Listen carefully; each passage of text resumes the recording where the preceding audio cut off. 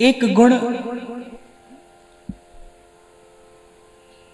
जिस पर सब महानुभावों ने और विशेष रूप से भक्ति मार्ग के आचार्यों ने विशेष बल दिया है, उसे अत्यंत महत्वपूर्ण बताया है। आध्यात्मिक भावनात्मक उन्नति के लिए वह सहनशीलता। श्री चैतन्य महाप्रभु बहुत बाद में कहते हैं कीर्तनीय सदा हरिहि। पहले कहते हैं तृणादपि सुनीचेन तरोरपि सहिष्णुना। सहनशीलता भी कैसी, कहते तरु सम सहनशीलता हुई। और अगर आप थोड़ा सा विचार करेंगे तो आप पाएंगे कि इस एक सद्गुण में अनेक गुण समाये हैं। फिर प्रश्न यह है कि कह सुनकर तो सहनशीलता नहीं आती, कहने सुनने से तो सहनशीलता नहीं आती। कैसे आती है, कैसे प्राप्त किया जाता है जीवन में, यह गुण कैसे विकसित किया जाता है? तो श्री गीता जी में भगवान कह रहे नहीं ज्ञानेन सदृशम पवित्रमिह विद्यते। सब दोषों का, सब अवगुणों का, क्लेश का जो मूल है वो अज्ञान है। गत सत्र में भी आपको स्मरण हो तो हमने चर्चा की थी कि जब तक संसार को ज्ञान की दृष्टि से नहीं देखोगे तब तक चित्त में समता नहीं आएगी, तब तक राग द्वेष बना रहेगा। जब तक राग द्वेष बना है तब तक अंतःकरण अशुद्ध है, और जब तक अंतःकरण अशुद्ध है तब तक भगवद अनुभूति का प्रश्न ही नहीं है। एकादश स्कंध में अगर आद्योपांत भगवान ने कोई एक बात कही है तो वो यही कहा है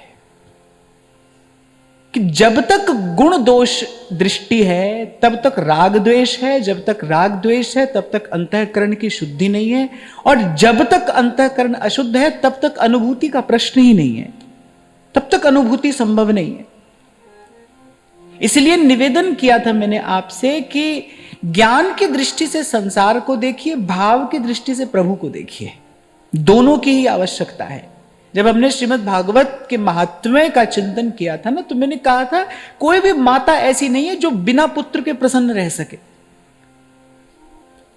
मैंने तो यहां तक सुना है कि एक स्त्री पूर्णता को तभी प्राप्त करती है जब वो माता होती है, जब वो जननी होती है ना, तब उसका स्त्रीत्व पूर्ण होता है। ऐसे भक्ति कब पूर्णता को उपलब्ध होती है? जब वो ज्ञान और वैराग्य से युक्त होती है। और ज्ञान और वैराग्य भी कैसे? हष्ट पुष्ट, तब भक्ति प्रसन्न है। तो ज्ञान की दृष्टि से जब तक संसार को नहीं देखा जाएगा तब तक चित्त में समता नहीं आएगी, तब तक राग द्वेष बना रहेगा। आप में से किसी को स्मरण हो तो आप बताइए, ज्ञान की दृष्टि से संसार को देखने का अर्थ क्या है? क्या कहना चाह रहा हूं मैं? हमने बड़े विस्तार से चर्चा की थी इस पर कि भाई ये जो सब कुछ है ना, मैं सेवक सचराचर रूप राशि भगवंत, पंचभूत से संसार बना है। फिर प्रश्न आएगा पंचभूत किसने बनाए? आप सब परत हटाकर देखते चले जाओगे तो मूल में भगवान है, भगवान के बिना कुछ नहीं है। जी जंत सब तुद उपाय, जित जित पाणा तित तित लाए, सबके मूल में भगवान है। ये है ज्ञान की दृष्टि से संसार को देखना। भाई ये सब प्रभु का है, और जब सब प्रभु का है फिर किससे राग और किससे द्वेष? किसी भी प्राणी मात्र से राग द्वेष करना प्रभु से ही राग द्वेष करना है। इसीलिए तो उस दिन हम चर्चा कर रहे थे कि भाई हाथ में माला चल रही है, आप कह रहे हो कि हम प्रभु की सेवा कर रहे हैं, और चिल्ला रहे हो आप अपने घर के सेवक सहयोगी पर। संत तो कहते थे, डोंगरे जी महाराज कहते थे, श्री अखंडानंद जी महाराज बहुत बल देकर ये बात कहते थे, ये बहुत बड़ा पाखंड है, ये बहुत बड़ा पाखंड है। आप प्रभु के बनाए जीव पर क्रोध कर रहे हो, प्रभु के बनाए जीव के प्रति द्वेष है, उद्विग्न मन है, फिर किसका भजन कर रहे हो? कौन भजन कर रहा है और किसका भजन कर रहा है? ये तो सुमिरन नहीं। तो सहनशीलता कहां से आएगी? जब ज्ञान हो जाएगा। किस बात का ज्ञान? को न काहू सुख दुख करिदाता। मैंने तो भाई अपने जीवन में समाधान यहीं पर आकर पाया। जब ये बात समझ में आ गई, भाई कोई सुख दुख देने वाला नहीं है। को न काऊ सुख दुख कर दाता, निज कृत कर्म भोग सब भ्राता। किसको दोष दिया जाए और क्यों दिया जाए, कैसे दिया जाए? किसी को दोष देना ये तो किसी के साथ अन्याय करना है। कोई दोषी नहीं है भाई। निज कृत कर्म भोग सब भ्राता। और कबीर तो एक और बड़ी अच्छी बात कहते हैं। वो तो कहते हैं 7 द्वीप 9 खंड में 3 लोक ब्रह्मंड, बोले सब काहू को होता है देह धरे का दंड। जो देह धारण करता है उसको दुख सहना पड़ता है। बड़े लोग एक बात कहते हैं परदेश कलेश नरेशन के। समझे? परदेश कलेश नरेशन के। नरेश माने राजा। बोले राजा अपने पूरे लाभ लश्कर के साथ सब सुख सुविधा जुटाकर भी अगर परदेश में जाए तो उसको कुछ कष्ट तो होगा। माने वो अपने महल के जैसे नहीं रह सकता, उसको कुछ कष्ट तो होगा। परदेश कलेश नरेशन के। तो ऐसे आप और मैं भी तो भाई परदेश में ही है। जीव प्रदेश में ही तो है। ये प्रदेश ही तो है। रहना नहीं है, देश बेगाना है। संत कह रहे हैं रहना नहीं है, देश बेगाना है। सतगुरु नाम ठिकाना है। घर कहां है? घर तो प्रभु के चरण कमल हैं। पर भूल यहां पर होती है, जीव पद नहीं चाहता, जीव पदार्थ चाहता है। ये जो पसारा है ना, ये सब पद नहीं है, ये पदार्थ है। पद भगवान है और ये सब पदार्थ है। तो जीव पदार्थ चाहता है, पदार्थ में सुख बुद्धि है, पदार्थ से सुख बुद्धि है। यही गोस्वामी जी कह रहे हैं, जड़ चेतन ही ग्रंथि भरी गई। पदार्थ में जो सुख बुद्धि है वो सुख देगा। इस वस्तु से सुख मिलेगा। ये पालू तो सुखी हो जाऊंगा, वहां चला जाऊं तो सुखी हो जाऊंगा, ऐसे हो जाए तो सुख मिलेगा। ये जो पदार्थ में, व्यक्ति में, संसार में ये जो सुख बुद्धि है, यही जड़ और चेतन की ग्रंथि है। जड़ चेतन ही ग्रंथि परी गई। तो कबीर तो कह रहे हैं भाई 7 द्वीप 9 खंड में 3 लोक ब्रह्मंड, सब काहू को होता है देह धरे का दंड। अच्छा, ये दंड पनिशमेंट नहीं है। कर को भी दंड कहते हैं। कहीं कहीं पर कर को भी दंड कहा जाता है। कर समझ गए ना, टैक्स। तो ये टैक्स तो देना पड़ता है। सब काहू को होता है दे धरे का दंड। और फिर अगली बात कह रहे हैं दे धरे का दंड है सब काहू को होए। अब बात बड़े ध्यान से सुनना। पहले तो ये बता दिया भाई सिद्धांत क्या है, और फिर कह रहे ये देह धरे का दंड है सब काहू को होए। कह रहे ज्ञानी भुगते ज्ञान से और मूर्ख भुगते रोए। ज्ञानी हंसकर सह लेता है और मूर्ख हाय हाय करता है, एक दूसरे पर दोषारोपण करता है। मैंने आपसे शायद कभी कहा था, पीड़ा तो अंतःकरण का स्नान है। अंतःकरण का स्नान है पीड़ा। रूमी कहता है pain is the crack from where the light enters. बड़ी बड़ी खूबसूरत बात कह रहा है रूमी। कह रहा है pain is the crack from where the light enters. सब कर लेने के बाद भी जो हमारे भीतर अभाव है ना, सब कर लेने के बाद भी जो असंतुष्टि है, ये जो अभाव पूरा नहीं हो रहा है, ये जो पीड़ा है, छटपटाहट है, व्याकुलता है, कह रहे यहीं से उस पार का प्रकाश प्रवेश करेगा। यहां से हताश निराश होकर ही तो जीव भगवान की तरफ जाता है। तभी तो सूरदास कह रहे अब मैं नाचो थक्यो गोपाल। मैं कल भी आपसे कह रहा था भाई, एक बात समझ में आ रही है, धीरे धीरे अच्छे से आ रही है कि कहीं कुछ भी कर लो, किसी गिरी कंदरा में जाकर तपस्वी हो जाओ, योगी हो जाओ, ज्ञान ध्यान कुछ भी साध लो, पर निज अनुभव सुन कहूं खगेसा,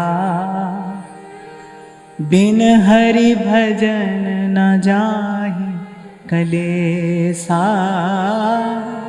बिन हरि भजन न जाहि कलेसा। बात तो बरसों से पढ़ रहे हैं, मैं अपनी बात कर रहा हूं, बात तुम बरसों से पढ़ रहे हैं, पर अब स्पष्ट आंख से दिखाई पड़ने लगी है।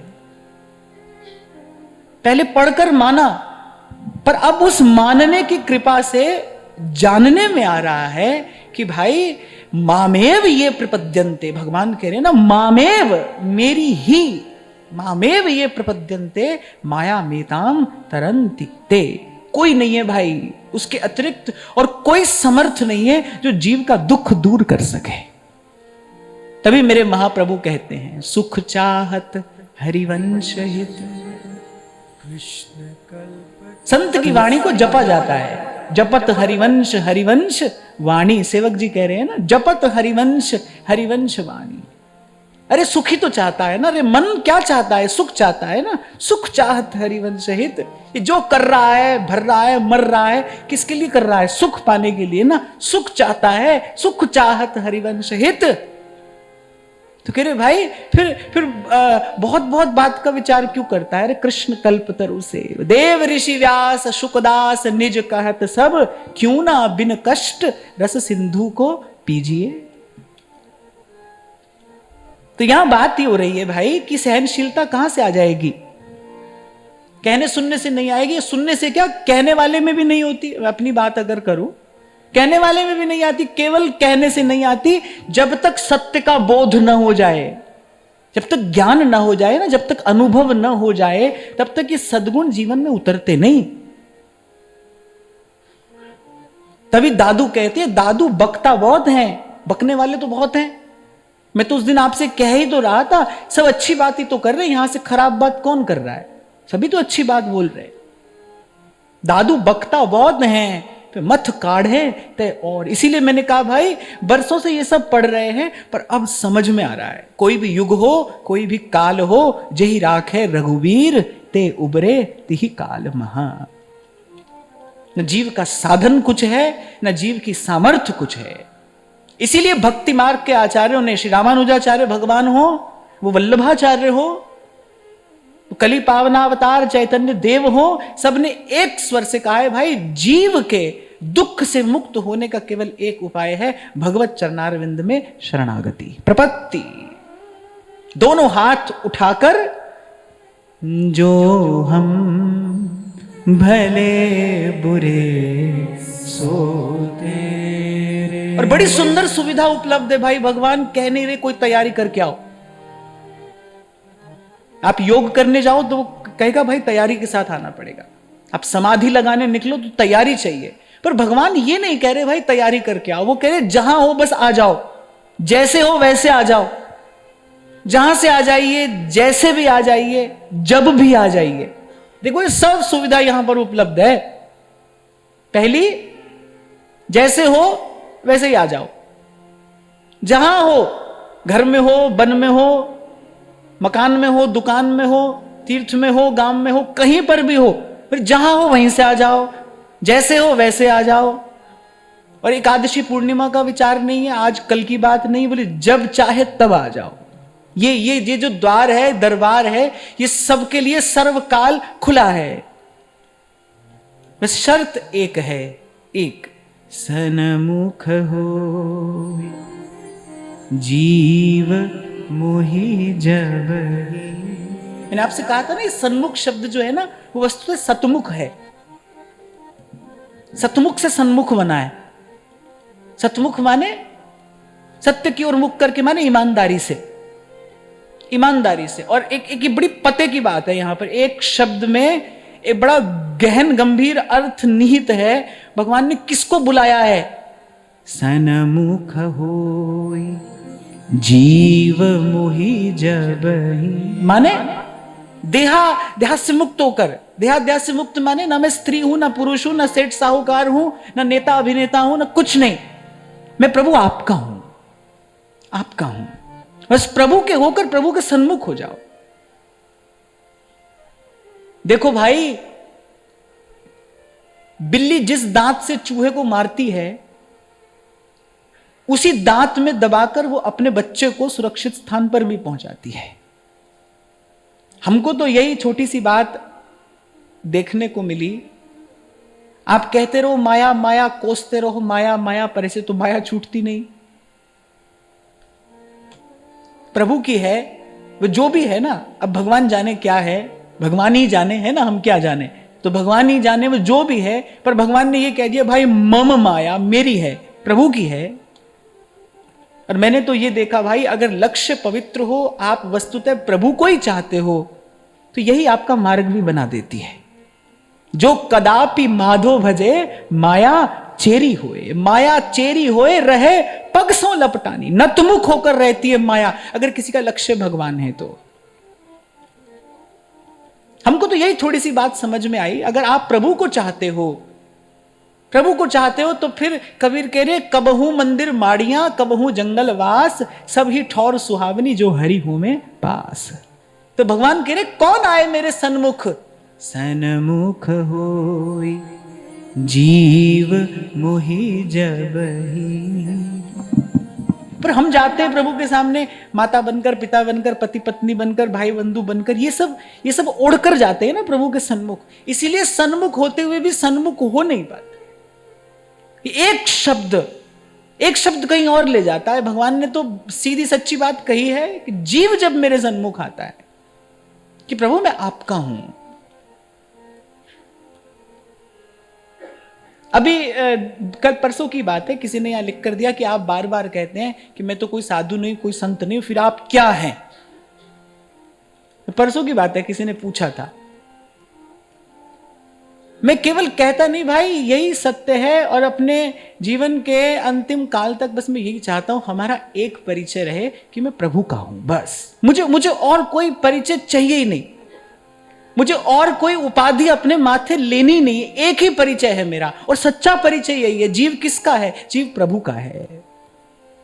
एक ये भाव जीवन में आते ही माधुर्य घुल जाता है, जीवन में मिठास घुल जाती है, सुवासित हो जाता है जीवन। एक ये भाव जीवन में आता है कि मैं प्रभु का हूं। और जो सहनशीलता जिसकी बात सेवक जी कह रहे हैं ना, सहत सहत बाड़े भगति ग्रह तनु गुरु हितगार, ये सहनशीलता कैसे आएगी? जब सत्य का बोध हो जाएगा। कम से कम साधक के जीवन में तो इस बात के प्रति आदर होना ही चाहिए, मानना चाहिए इस बात को। मन मानेगा नहीं, आपको मनाना पड़ेगा, अपने मन को बार बार कहकर मनाना पड़ेगा। भाई किसी ने हमको जीवन में आकर दुख नहीं दिया है, वो हमारा कर्म था, वो रूप वो आकार लेकर हमारे सामने आया। मान लो तो भी ये सत्य है, ना मानो तो भी यही सत्य है। और मुझे लगता है जीवन में सुख का आधान कब होता है? सबसे पहली सीढ़ी क्या है? जब आप सत्य को स्वीकार कर लेते हैं। आपको नहीं लगता जैसे ही आप सच बोल देते हैं बहुत बड़ा बोझ सर से हट जाता है? ऐसे जब आप सत्य मान लेते हैं, जैसे आप जीवन में सत्य की स्वीकृति कर लेते हैं, आप बहुत हल्के फुल्के हो जाते हैं। इसीलिए सूरदास ये नहीं कहते कि हम भले हैं, हम तो भले बुरे जैसे भी हैं पर आपके हैं। इसलिए भक्त निर्भर रहा है, जो हम भले बुरे सोते। और इस बात का प्रसाद क्या पा रहे हैं? क्या क्या फल मिला है इस बात का? ये बात जो हम कह रहे हैं, मान रहे हैं, प्रत्येक व्यक्ति अपनी मान्यता के अनुसार कुछ फल पाता है ना। भगवान ने कहा भूत को मानने वाला भूत को पाता है, जिसकी जो मान्यता है उसको उसके अनुरूप फल मिलता है। इस बात को मानने वाले को फल क्या मिल रहा है? सूरदास प्रभु तुम्हारी कृपा ते, सूरदास प्रभु तुम्हारी कृपा ते, पाए सुख जो घनेरे, जो हम भले बुरे सोते। और फिर ये जिस सहनशीलता की मैं बात कर रहा हूं कि भाई दुख आया है तो सही है, अपने हिस्से का ही है, अपना ही किया, ये तो साधारण सहनशीलता है।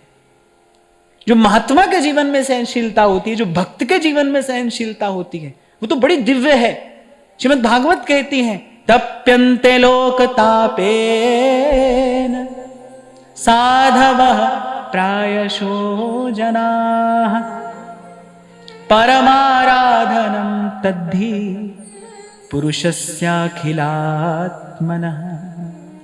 कह रहे जो दूसरे के ताप से तप रहा है, जो दूसरे के दुख से दुखी हो रहा है, तप्यन्ते लोकतापेन। और श्रीमद् भागवत की यदि आप माने तो श्रीमद् भागवत जी तो कहती हैं ये परम पुरुष की परम आराधना है। परम आराधनम तद्धि पुरुषस्य अखिलात्मनः तप्यंत लोकतापेन। तुलसी बाबा भी मानस में कहते हैं निज परताप द्रवई नवनीता पर दुख दुखी संत सुपुनीता। और आपको कहूं, अपने आप से भी कहूं कि ये कसौटी है, अपने आप को कसने की, देखने की, परखने की ये कसौटी है। देखो किसी के दुख से मन दुखी होता है कि नहीं। मैं ये नहीं कह रहा कि आप उसका दुख दूर कर पा रहे हो कि नहीं, मैं ये नहीं कह रहा। दुख दूर तो करने में प्रभु ही समर्थ हैं, मनुष्य दुख दूर नहीं कर सकता। पर यह कसौटी है, ये कसौटी है स्वयं को देखने की कि किसी के दुख में मैं दुखी होता हूं कि नहीं, मुझे पीड़ा हो रही है कि नहीं। क्योंकि भाई अगर हम संतों की बात सुने तो ना तो कोई केवल माला से वैष्णव है, ना तिलक से वैष्णव है। वैष्णव जन तो तेने कई, पूरे पद में नरसिंह मेहता ने पूरे पद में एक भी बाह्य लक्षण नहीं कहा। बाह्य लक्षण माने माला तिलक वस्त्र, एक भी लक्षण नहीं कहा। वैष्णव जन तो तेने कई, पहली बात क्या कह रहे हैं, पीर पराई जाने रे पर दुखे उपकार करे सोय मन अभिमान ना आने रे। वैष्णव जन तो तेने कई, कहने से नहीं होता है मैं प्रभु का हूं, मानने से होता है, मानने से होता है। जो स्वयं को मानता है कि मैं प्रभु का हूं, उसका जीवन तो ये होना चाहिए ना। सकल लोकमा सहुने वंदे निंदा ना करे कहनी रे। अच्छा, ऐसा नहीं कि हमने कभी निंदा नहीं की, सुनी, हमसे भी निंदा हुई, हमने भी निंदा सुनी, की भी और सुनी भी, और उसका दुष्परिणाम भी जीवन में देखा। अपने भजन भाव में बड़ा भारी विक्षेप उत्पन्न करने वाला है ये कार्य है, निंदा करना और सुनना। इसीलिए सावधान कर रहे हैं संत। सकल लोकमा सौने वंदे निंदा ना करे कहनी रे। क्योंकि हम प्रभु के हैं। वाच काछ मन निश्चल राखे धन धन जननी तेनी रे। वैष्णव जन तो तेने कई। तो सहनशीलता एक तो साधारण सहनशीलता है, भाई अपने सर पर दुख आया है, हम ही कारण है, वो हम सह रहे हैं, किसी से नहीं कह रहे। पर भक्त के जीवन में तो ये और विकसित होती है। मैंने आपको कहा था, उदार कौन है? जो अपनी सामर्थ्य से बाहर जाकर दे वो उदार है, जो अपनी सामर्थ्य से अधिक दे वो उदार है।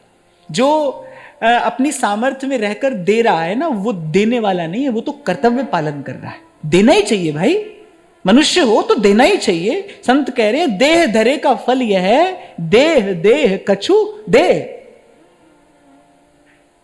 भाई मनुष्य बनाकर भगवान ने भेजा है तो देना तो कर्तव्य है। देना कोई उपकार नहीं है, देना कोई पुण्य नहीं है, देना कर्तव्य है, कर्तव्य है। देने वाला, केवल देने वाला उदार नहीं है। आपके पास 1 लाख है, आपने 10 दिया तो आप उदार हो क्या? नहीं भाई, कर्तव्य है। नहीं दोगे तो दंड के पात्र हो, प्रकृति दंड का विधान करेगी। और मिलता है, कैसे मिलता है? जब चित्त में बड़े भयंकर विक्षेप उत्पन्न होते हैं, दिन रात मन कष्ट पाता है, शरीर रोगों का घर बन जाता है, अपने निज जन अपने प्राणों के शत्रु बन जाते हैं। ये सब वो दंड है जो प्रकृति विधान करती है, जो व्यक्ति नहीं देता है। तो जो अपनी सामर्थ्य में रहकर दे रहा है वो दे नहीं रहा है भाई, वो तो कर्तव्य का पालन कर रहा है। उदार कौन है? जो अपनी सामर्थ्य से बाहर जाकर दे रहा है। तो जो अपने हिस्से का दुख सह रहा है वो सहनशील नहीं है, जो किसी के दुख में दुखी हो रहा है, किसी का दुख जिसको सोने नहीं दे रहा। और कहते हैं कि जो सर्वंतर्यामी हैं, कह रहे उनकी ये परम आराधना है। परमाराधनम तद्धि पुरुषस्य अखिलात्मनः। जो घटघटवासी है ना, जो नारायण है, कह रहे उसकी ये परम आराधना है, किसी के दुख में दुखी हो जाना। अब देखो भाई, कोई विपदा आए तो आस पड़ोस वाले भी, यहां वहां वाले भी दो चार सांत्वना के शब्द सुनाने तो आ जाते हैं, लेकिन उन शब्दों से कोई हमारा समाधान होता है? नहीं होता। क्यों नहीं होता? क्योंकि वो केवल कह रहा है, वो आपके दुख में दुखी थोड़ी है। वो तो केवल लोकाचार का, केवल औपचारिकता का निर्वाह कर रहा है। मैं छोटा था तो मैं देखता था कि मान लो किसी के यहां पर कोई पधार गया तो ऐसे बाहर से तो लोग हंसते आते हैं, भीतर आते रोने लगते हैं। तो मैं सोचता था कि ये कैसे होता है, कैसे संभव होता है। अभी तो एक क्षण पहले मैंने देखा बाहर से हंस रहे थे और भीतर आते रोने लगते हैं। तो खैर संसार में तो यही आडंबर चलता है। मैं तो आपको उस दिन कह ही रहा था, संसार केवल झूठ की तरफ धकेलता है, बस। यहां सब झूठ का व्यापार है। आपको झूठ का धंधा करना है तो अपना संसार बनाओ, बढ़ाओ। इसलिए मैंने कहा था भाई, अपना लक्ष्य स्पष्ट कर लो, या तो अपना स्वार्थ साधो या अपना परमार्थ साधो। यहां तो झूठ बोलना पड़ेगा। हम तुम्हारे हैं, तुम हमारे हो, ये सब झूठ तुमको जीवन भर बोलना पड़ेगा। ये माला जीवन भर जपनी पड़ेगी तुमको। तभी संत कह रहे खरोई कठिन है भजन ढिंग ढरिबो। बड़भागी हैं वो जन जिनको अच्छा संग मिल गया है। आपके पास यदि अच्छा संग है ना, आपके परिवार के लोग अगर भजन में अनुकूल हैं, सहयोगी हैं, तो बस इससे अधिक सुविधा प्रभु आपको नहीं दे सकते हैं। अगर आपको संग अच्छा मिल गया है तो फिर लाभ लीजिए, एक भी क्षण व्यर्थ मत जाने दीजिए। वरना संसार तो भाई धकेलता है झूठ की तरफ, प्रपंच की तरफ, और इस प्रपंच का कोई अंत नहीं है।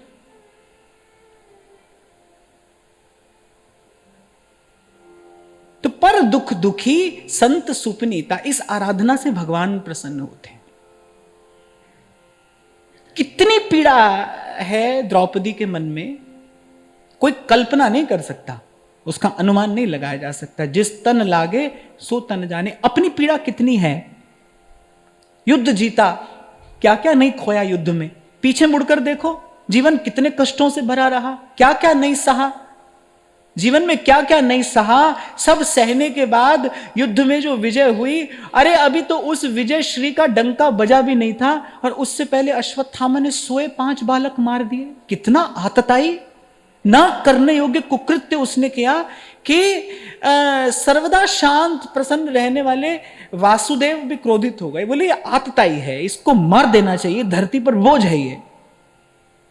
आप देखो भगवान भी जिसके दंड का विधान कर रहे हैं। और द्रौपदी क्या कहती है, अरे आज जो पीड़ा मुझे हो रही है, मैं अनुभव कर रही हूं, कल वो पीड़ा इसकी माता को ना हो। यदि ये मर गया तो इसकी माता को वही कष्ट होगा जो आज मुझे हो रहा है। रोक दिया हाथ अर्जुन का, इसे मारिए मत, ये गुरुपुत्र है, इसकी माता की ये इकलौती संतति है, इसकी माता निपुति हो जाएगी। मेरे पास तो आप हैं, आप सब हैं, मेरे सिर के ऊपर तो समर्थ प्रभु हैं, इसकी माता निपुति हो जाएगी, उसका दुख मुझसे अनंत गुना अधिक होगा। मैं उसको दुखी नहीं करना चाहती। नेत्र छल छला गए ना प्रभु के। यही श्रीमद् भागवत कहनी है, परमाराधनम तद्धि पुरुषस्य अखिलात्मनः। भगवान की आराधना अनेक अनेक विधियों से होती है। किसी के दुख में आप दुखी हो रहे हैं ना, किसी के लिए कुछ समाधान कर दिया आपने, आप किसी का समाधान बन गए, आप किसी का साधन बन गए। आपने 1000 माला कर ली, आपने कई तीर्थ नहा लिए। बाबा बुल्ले शाह कहते हैं, बुल्लिया जे कदे किसे दा फट नहीं सीता, बुल्लिया जे कदे किसे दा फट नहीं सीता, एवें फेरी तस्वीर तू कख नहीं कीता। वो कैसा भजन जो आपके हृदय में दया का, करुणा का संचार ही ना करे, हृदय की जड़ता ही दूर ना हो, तो फिर कैसा भजन। भगवान के निकट कौन जाएगा? हाथ जाएगा, पैर जाएगा, आंख कान नाक जाएगी, शरीर जाएगा, कौन जाएगा? भगवान के निकट तो भाव जाएगा ना, भावग्राही जनार्दन। भगवान के पास तो भाव जाएगा। वो भाव ही शुद्ध नहीं हुआ हृदय में ही कोमलता का संचार नहीं हुआ, हृदय में, वाणी में, व्यवहार में, आचरण में वही रुक्षता, कठोरता बनी रही, फिर किसका भजन किया, कैसा भजन किया? इसीलिए कह रहे हैं सकल लोक मां सौम्य बंधे, निंदा ना करे केणी रे, वाच काछ मन निश्चल राखे, धन धन जननी तेरी रे। वैष्णव जन तो तेने कहिए पीर पराई जाने रे। मैं तो कह रहा हूं अपनी परीक्षा आप ही ले लो, अपनी परीक्षा आप ही ले लिया करो, नित्य ले लिया करो, और ईमानदारी से लोगे तो आगे बढ़ोगे निश्चित रूप से। पास हो जाओ तो प्रभु का धन्यवाद करना, और न पास हो सको, अनुत्तीर्ण हो जाओ उस परीक्षा में, तो प्रभु से प्रार्थना करना, प्रभु से प्रार्थना करना कि मेरा कहिया न कहिया और करिया न करिया, करिए क्षमा क्षमा क्षमा।